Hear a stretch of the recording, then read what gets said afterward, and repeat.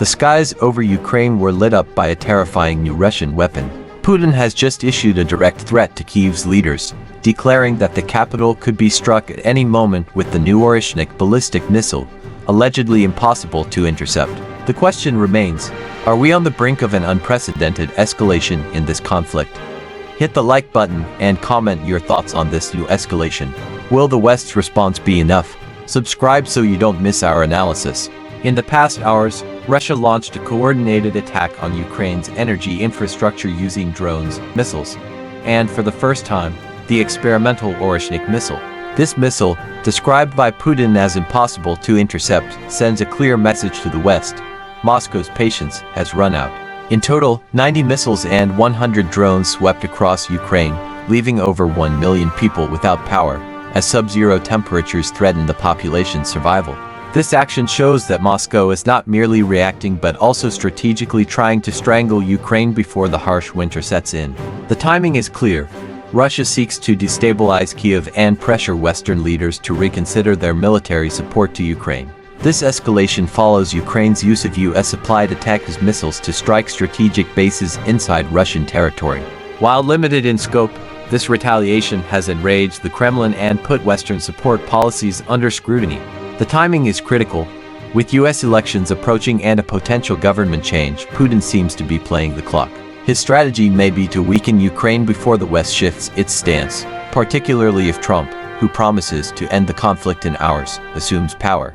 Unconfirmed reports suggest that Moscow is deploying North Korean troops in field operations. North Korea's involvement adds a new geopolitical dimension, uniting authoritarian regimes against the West. While political leaders exchange threats, the Ukrainian people face a new wave of suffering.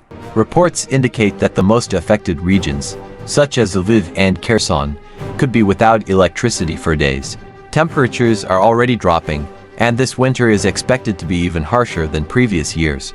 The destruction of homes, schools, and hospitals in cities like Odessa and Kharkiv shows that the war has crossed all red lines. Zelensky has accused Russia of using cluster munitions against civilians, a severe violation of international norms, but one unlikely to bring effective sanctions against Moscow.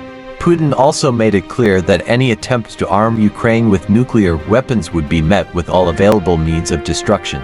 This statement cannot be ignored, especially in light of rumors about Western discussions on nuclear armament. Putin's threat aims to create divisions among Western nations, particularly those already hesitant to prolong the conflict. For the West, the question is clear. How far are they willing to go to confront a Russia seemingly willing to risk everything?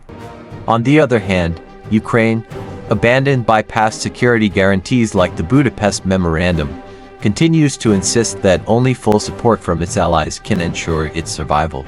With winter approaching, the war enters a critical phase. The destruction of Ukraine's energy grid is just a prelude to more intense attacks, and the introduction of the Oreshnik missile could change the rules of engagement. How far are the US and its allies willing to go to maintain support for Ukraine? What does the use of new weapons by both sides mean for the military balance of the war? Could this escalation force peace negotiations, or are we heading toward an even more devastating war? The scenario is grim. With a deadly new weapon in Russia's arsenal and winter fast approaching, the conflict seems far from resolution. Time is running out for Kyiv, while Moscow doubles down on its strategy of attrition. What do you think? Can the West contain this escalation? Share your thoughts in the comments and spread this video. Together, we can better understand the developments in this crisis.